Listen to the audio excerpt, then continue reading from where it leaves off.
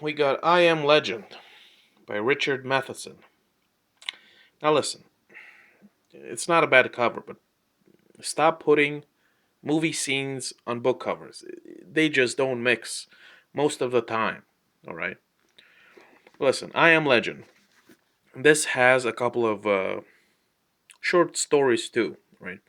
But I'm gonna talk about I Am Legend. Now listen, this is a case where the movie is a billion times better. Listen, it's not that Richard here is a bad writer because some of the short stories in here are great. I actually liked the short stories, some of them, than the actual novel I Am Legend. I Am Legend, the novel, is disappointing. All right. First of all, we're dealing with alleged vampires here, right? That for some reason can't handle the sunlight or garlic or mirrors and or stakes in the heart and so on, which of course is in a way a terribly dull cliche. But that's not all right. In this book, not a lot happens. Nothing wrong with the writing, nothing wrong with the characters. Okay, the main guy, he is allegedly the last survivor of this whatever you want to call it, this apocalyptic virus or whatever, right? But what you have here is chapter after chapter of this guy just, gathering provisions, fixing this or fixing that, uh, just driving around the neighborhood, whatever.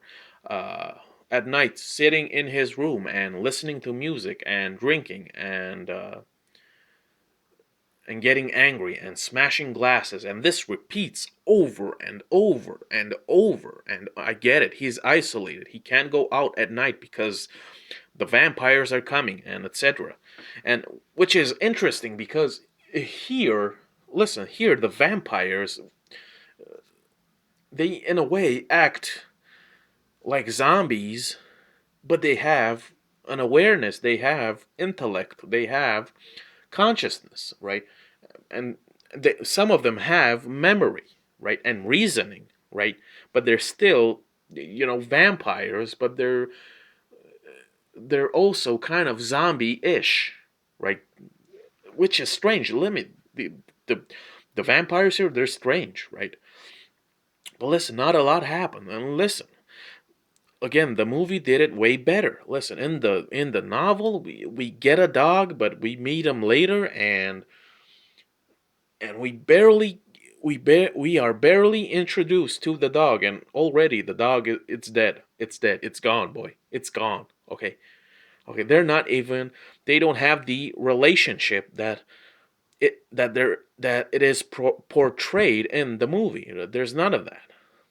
Okay, again, this entire novel is this guy being completely isolated and just being angry and a drunk and listening to music and just wandering around, right? Trying to figure out this a cure, but of course he never does. And one day he meets up with this woman, which we understand might be another survivor, blah blah blah. But then we find out that this woman is actually also a vampire and they're evolving, which means they can handle sunlight and they're coming for him. They're coming for him. And for some reason, this guy's, you know, the woman tells him, we're coming for you. You better get out of here, because they form a sort of bond, right? But for some reason, he doesn't leave. Maybe he's sick of it, and then they catch him, and then they're gonna execute him, right? But because that one woman cares about him, she's not gonna let them execute him, so she's gonna give him probably a sort of cyanide capsule, and he swallows it, and of course it gets dark, and he says the novel finishes with him saying, "I am a legend," and I'm like, not really, not really, bro, not really a legend, not really. You're some dude, just some dude that fucked around and wasted time a lot of time wasted with just nonsense. All right. Uh, I don't get what this book is so legendary, right? Stephen King says that it was an inspiration for him, and I don't get it. The movie is superb, right? It is enhanced in every way possible. In every way possible. The book is a pale a pale copy if you put them side by side, all right? And that's about it. There's nothing really to tell about I Am a Legend. And this guy's some of his short stories are way better than this. Listen, some of his short stories are hilarious, all right?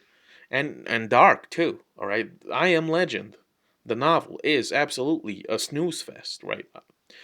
That's about it.